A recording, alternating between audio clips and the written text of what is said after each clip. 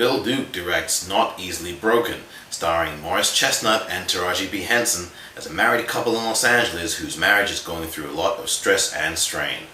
Bill Duke has done some great films in the past, provoking us with a lot of interesting issues for discussion and thought in such great films as Deep Cover back in 1992 and Cover in 2007.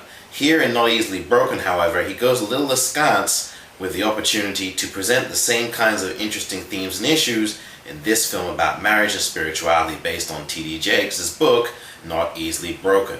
The Bishop's book was adapted to the big screen by Brian Bird, and Brian Bird doesn't do a particularly persuasive job in his screenplay, but Mr. Duke also as a director is not so persuasive with the visual aspect of this film in terms of the clicheing and the stylizing that actually gets in the way of the story here. And there are lots of characters involved as well, and so that also puts a lot of strain on the narrative and on the demands of the director to make a visually persuasive film.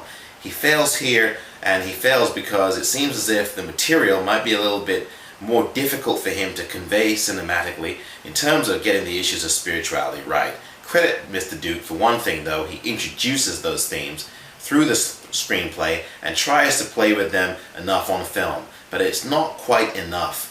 This marriage that is testing the two principals, Mr. Chestnut and Ms. Henson, is one that definitely needs to have more fine-tuning, as did this script. Mr. Duke can definitely say that he's put together an admirable film in a way because it does make us laugh. There are lots of very interesting and colorful characters, but there's too many cooks in this one and ultimately spoils the broth. If Mr. Duke could have done something more cinematically, this film would have been a lot better. Not Easily Broken needs a little bit of repair. I'm Omar Moore on the Popcorn Reel.